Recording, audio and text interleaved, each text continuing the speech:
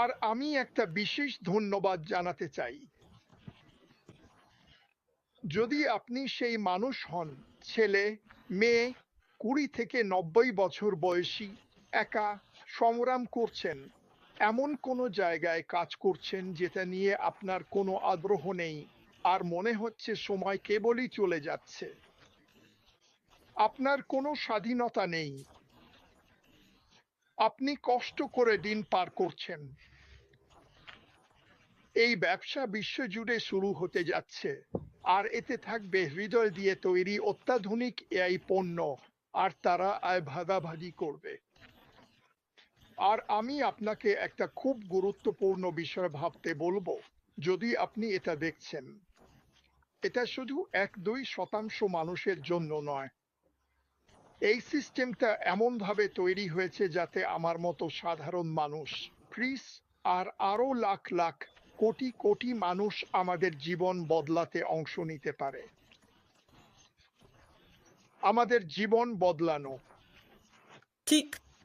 আর আমি আপনাকে বলতে চাই, কয়েক বছর আগে আমি আর ক্রিস দান করার কাজে যুক্ত ছিলাম। এটা আমাদের ছিল না দেওয়ার জন্য, কিন্তু আমরাই ছিলাম যারা দিতে পেরেছিলাম। আমি ভীষণ মজা পেয়েছিলাম।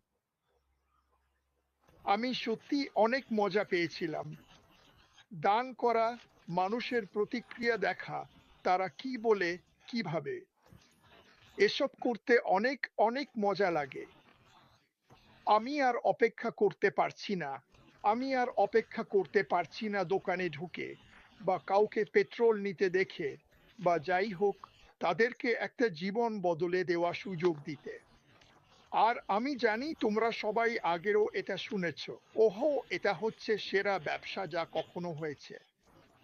তুমি যোগ দাও, ৩টা কিনো, তুমি ৩টা পাবে। সে পারত, সেই দিনগুলো শেষ। এই সিস্টেমটা এমনভাবে তৈরি করা হয়েছে যাতে তোমার একটা ভার্চুয়াল ব্যাক অফিস থাকে, একটা ভার্চুয়াল টুলবক্স থাকে, আর সেই টুলগুলো এমনভাবে সাজানো হয়েছে যাতে যে কেউ সেগুলো ব্যবহার করে নিজের ব্যবসা গড়ে তুলতে পারে।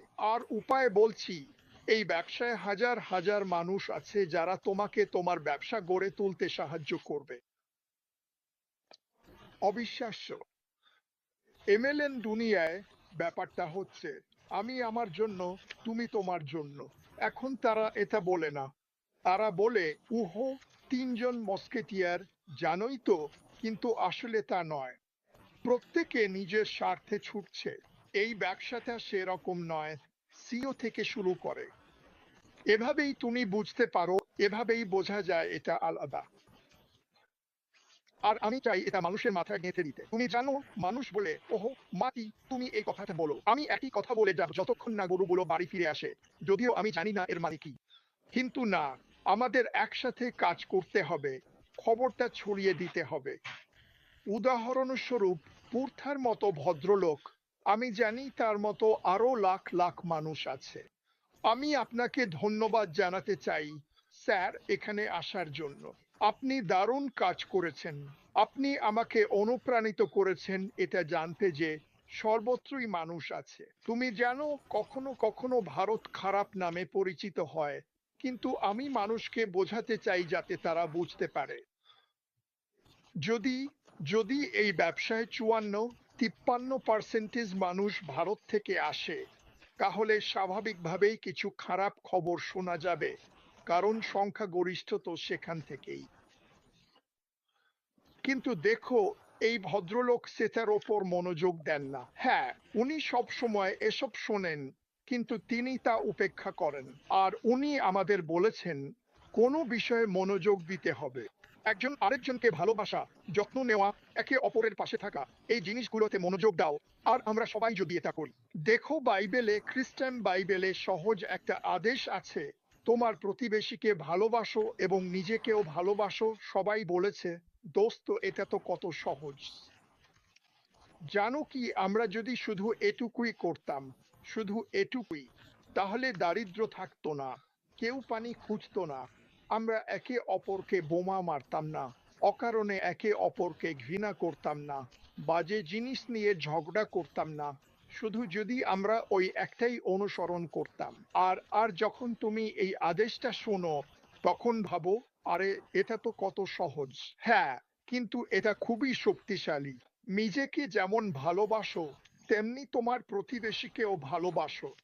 একে অপরকে ভালোবাসো। তুমি তুমি পারবে না। শোনো, আমি আবারও বলছি, তুমি আলো ভরা ঘরের অন্ধকার নিয়ে আসতে পারবে না। আলো সবসময় যেতে, সবসময়। অন্ধকার পালিয়ে যায় আর তুমি সেটা খুঁজেও পাবে না।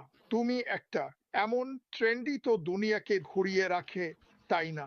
আমরা এটা জানি।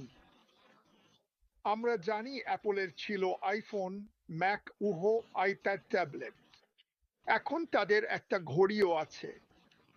তাদের কোনো ধরনের অডিও ডিভাইসও ছিল।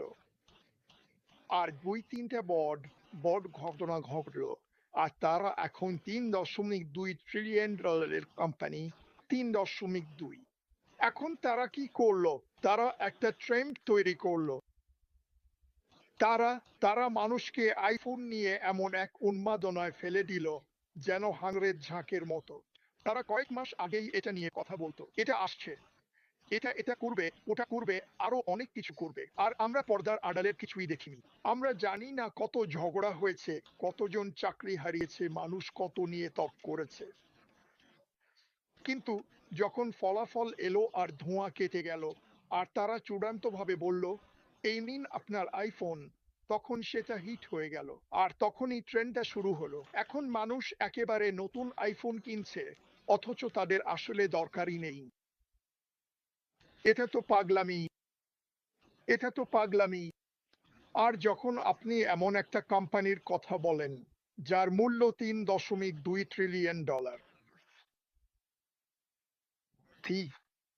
আর তাদের মাত্র ৪-৫টা পণ্য আছে।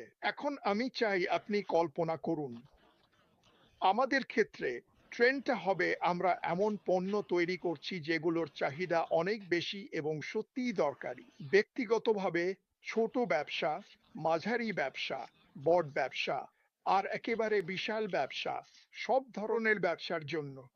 আমি আচ্ছা, আমি কয়েকটা বিষয় নিয়ে কথা বলি, কারণ আমি কিছু জিনিস লিখে রেখেছিলাম যখন বুঝলাম আমি আসতে পারবো।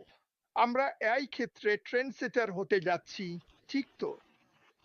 মানে এমন উদ্ভাবনের পথিকৃৎ হব যেটা সত্যিই গুরুত্বপূর্ণ।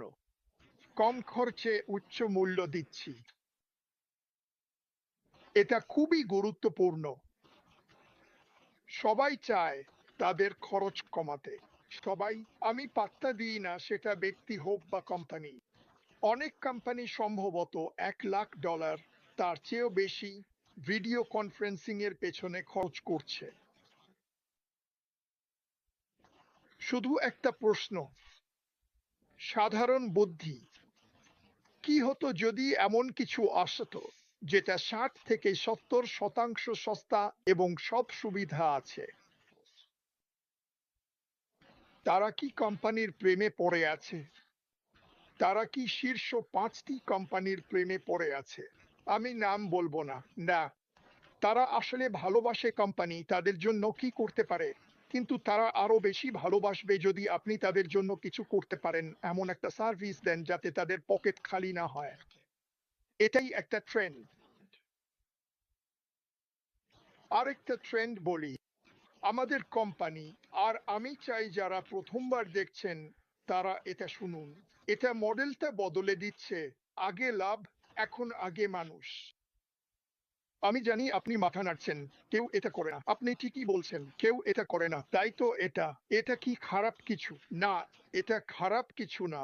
কিন্তু আপনি কখনোই বদলাবেন না যদি না এমন কিছু ধরেন যা আপনাকে বদলাতে সাহায্য করবে। একলা আমরা পারবো না, কিন্তু আমাদের সামনে একটা সুযোগ আছে। এই ম্যাজিক কার্পেট রাইডটা এত বড়, শুধু উঠে পড়লেই হলো। আর ট্রেন্ডগুলো খোলা থাকবে।